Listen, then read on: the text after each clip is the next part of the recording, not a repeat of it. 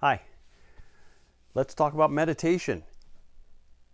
And sometimes that is daunting. Formal meditation, you see it in the commercials, and somebody's sitting cross legged and in some deep state. Um, and it doesn't have to be that. It might become that, but in the beginning, we want to do appropriate steps to develop this. So, in the beginning, that's why Take a Breath is so helpful, because we want to make sure you're out of the stress response before you start to meditate. As a matter of fact, it would be very difficult to do a formal kind of classic meditation practice of focus, of one pointed focus, if you're still in a stress response and the mind is agitated or anxious. So those first couple steps of take a breath, breathe, and relax, there's plenty of recordings around that, lots of ways you can practice breathing and relaxing that really sets the tone for a deeper inquiry. So, and really, as I mentioned, it's really about focus. It's about one pointed focus. And yet so much of our world is not about that. We're multitasking all the time. We're kind of indoctrinated into that now, kind of rapid pace and keep up with and all of that. So I get it. I understand that and myself. So this is an awesome undertaking to do take a breath to begin with, and now maybe you're stepping a little bit further into a formal meditation practice. So just know it's a process. I heard the Dalai Lama say many years ago, a great Buddhist teacher said, somebody asked him how long he goes without thinking, and he giggled like he does, and he said, about 6 or 8 seconds is as long as he has gone without another thought showing up. So I think that was perplexing to everyone in the crowd. However, the point is, we all have thoughts that keep circling around, and he, as a longtime practitioner, has mastered the art of not reacting to those, to just stay in his one-pointed meditation, whatever that is. And there's lots of different forms. It doesn't have to be Buddhist. That's just one kind of category and philosophy around it. But the point is that you pick a point, you focus on it, and whatever else shows up, you start to practice letting that go. And again, it's a practice. It's definitely been that way for me. And I'd also say you probably already meditate.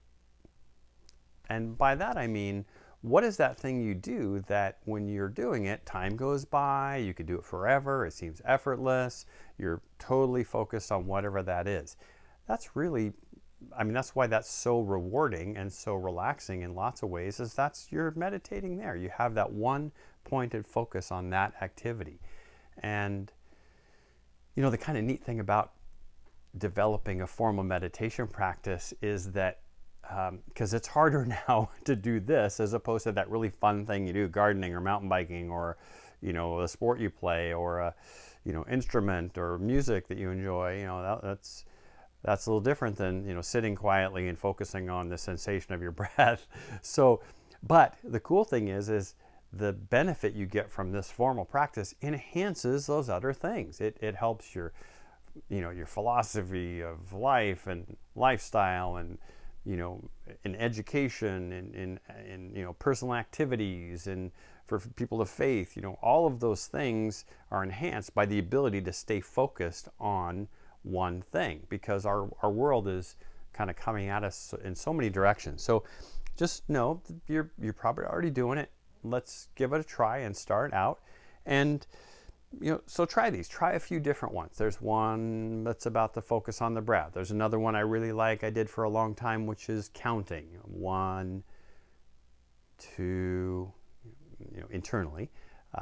There's some different tools, you could say, around meditation that are opportunities to practice, to try something different. And then maybe you stick with that one. And that's kind of been my experience, as I kind of stayed with one for a while.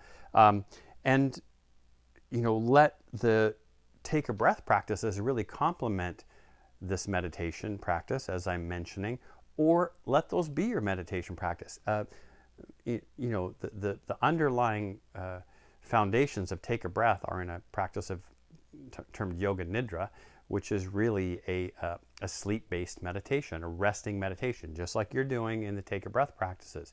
So that could be absolutely your meditation practice, that you commit to that, and that will start to create a new pattern, brain pattern response for you that you'll benefit from, because that's really what this is about, is the word tolerance, which is kind of an interesting word, but a developing meditation practice increases your tolerance. You are more tolerant of what is, meaning the present moment, however life is showing up in that moment, you're able to be there with it, to breathe and relax and allow, if you will, that moment to be as it is.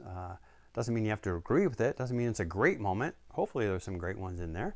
But you get much better at tolerating, at being with what is in the moment. That's what the formal meditation practice, a huge benefit of that is for you.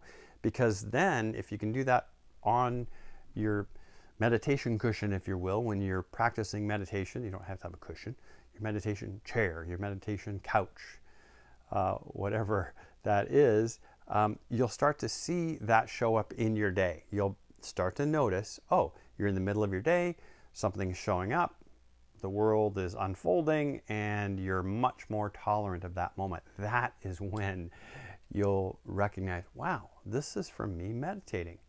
How cool is that? So I'm glad you're with us. Enjoy this exploration. Let us know if you have any questions.